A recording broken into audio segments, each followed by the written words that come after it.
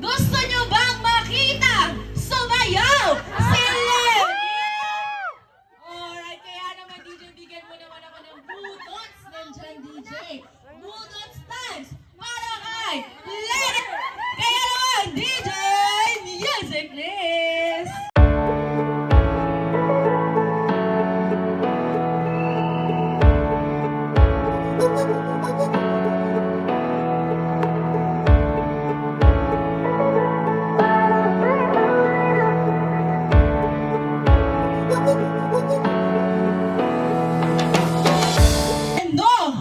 Full name, pati spelling ha, dapat tama.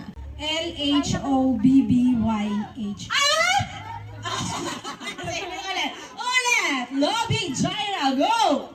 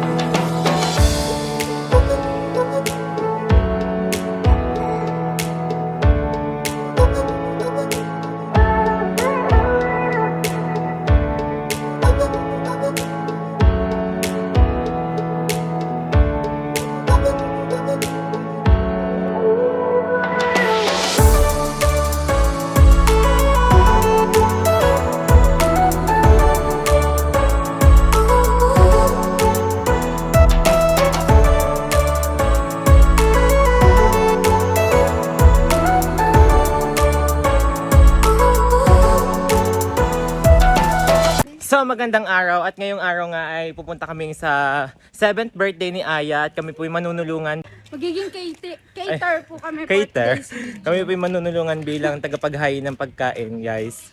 Ayan, hindi makakasama si Naga at Kulot Dahil busy sila sa kanilang business. Tingnan niyo, ipapakita ko sa inyo. Wait lang, guys. So ayan guys, hindi po sila makakasama sa aming paghahain sa birthday ngayon dahil busy sila sa kanilang business. At may bisita pong pangpanauhin. Ayan, binabagtas na namin ang daan patungo doon sa apo ni Kakang Suse. Kainitan guys. Kami maghahain guys. Maghahain kami. Ayan guys, andito na kami sa event place at talaga namang makikita nyo yung gayak na napakaganda at ang pangalan ni Aya na bahagya ng mga spelling. At sa mga oras na nga na ito ay naayos na yung gown ni Aya para sa isusuot mamaya. At ito nga si call center.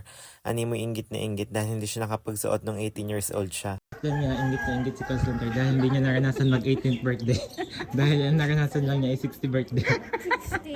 At pinakain nga muna kami bago kami manulungan maya-maya. At ayan, sumasundok na nga si call center dahil gutom na rin kami. At yan nga pala yung may birthday. Habang kumakain si call center, naisipan kong videohan tong may birthday na to na may suot na corona dahil little princess nga daw siya. Nagpipicture taking na sila. Pulis nga pala yung kanyang outfit dito dahil yung daddy niya ay pulis. At sa mga oras na ito, hindi pa rin pala tapos kumain si call center ay patapos din nagpipicture taking. Ano ba naman yung babaeng yan? Diyos ko. Makikita niyo yung lola at mami ng may birthday. Sobrang busy naman nila dahil supportive talaga sila sa kanilang mga apo. At ito nga pala ang may birthday at napakagandang pangalan niya. Sobrang hirap ispellingin. Kaya si call center yung naglaro ay hagyan na may spelling ang pangalan niya. At hindi pa nga rin pala sila tapos magpicturean dahil lahat ng outfit ni Aya ay kailangan makuhanan ng litrato dahil sa paglabas ng kanyang daddy galing sa training ay makita lahat ng kanyang mga kuha. At ito nga pala yung mga handa ni Aya at napakasarap at paborito ko yung minudo, napakasarap ng luto. Nakahanda na nga rin pala ang mga giveaway ni Aya para sa kanyang mga bisitang kaliliitan din. Ito nga pala kami ngayon ni call center at naghihintay ng maraming bisita dahil kami nga pala ang tagahain ngayong araw. Ito nga pala ako ngayon at paghahain ako ng spaghetti sa labas dahil ubos na yung hain dahil naubusan ni call center. Ganun lang naman yung trabaho namin ni call center ngayong araw, tagasali ng mga pagkain sa bawat talagyan. At ayun na nga si call center at magpapakitang gilas din siya kung paano magsali ng kanin sa kanyang lalagyan.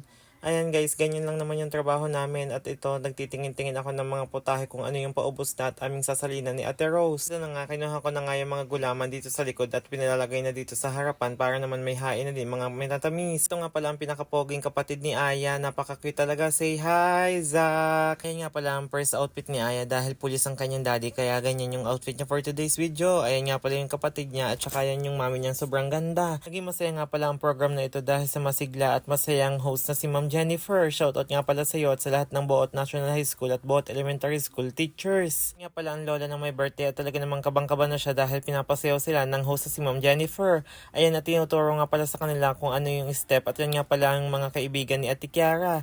At tingnan natin kung ano magiging kakalabasan ng mga sayaw nila guys. Step in 5, 4, 3, 2, action!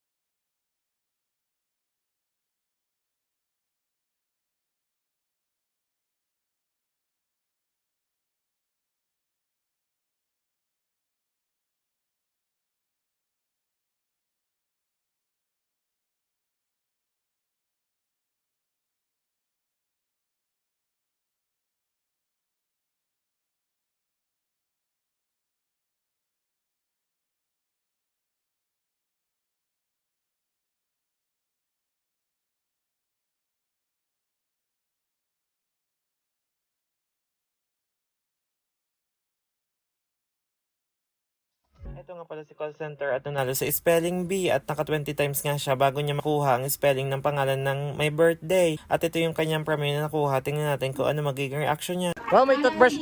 May toothbrush na siya guys. Magagamit na niya sa ngipin niya kasi makalwahan siya mag-toothbrush. Ayan, ang laki kasi ng bagang niya kaya ganito lang kaliit. Ayan guys, kasyang-kasya naman sa bagang ni call center oh. Nagpalaro nga si host Jen ang pagandahan ng lola, bring me. At ito namang batang to ayaw talaga paawat, ayaw tigilan yung lola hanggat di tumatayo. Tingnan mo naman oh, di ba? Oh, hanggang yan napilit niya yung lola niya at hindi nila inaasahan na magpa-fashion show nga pala sila dyan that time. Hello, ako po si Venus Ra.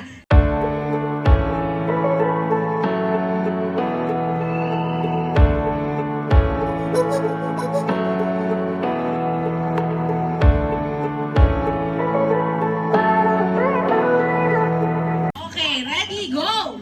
I'm Rabia Mateo. I'm taga-Boot. Alright! Michelle D. 53 from Agoncillo! Wow!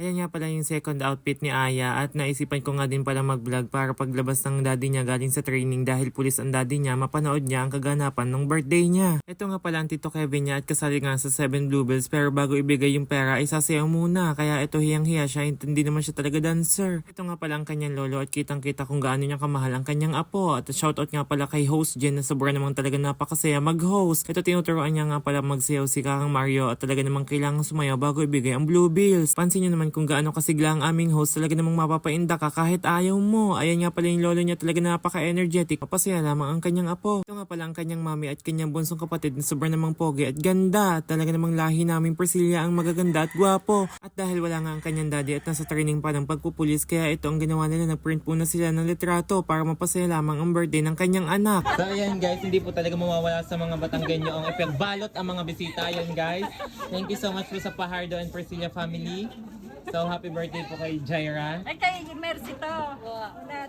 Talagang hindi naubos kaya talaga ipinamimigay. Mapagbigay ho kasi talaga ang mga taga Batangas. Kinamay na. Dahil may naka-plastic. Ayan guys, pinagbalot kami. Baka sabihin nyo kami yung mga Gora Lips nagbabalot. Binigyan kami ni Kakang Susi ha. Kay Mercy. Baka sabihin nakot na namin eh. Oh, Ay, thank you Kakang Susi. oh vlogger daw. Ay, si Aya. Ang ganda. Ayan po, binigyan po kami ng handa guys. And thank you so much po sa Priscilla and Fajardo family. Thank you so much. Ipadala yan ni Kakang Susi. Ayan, thank you po.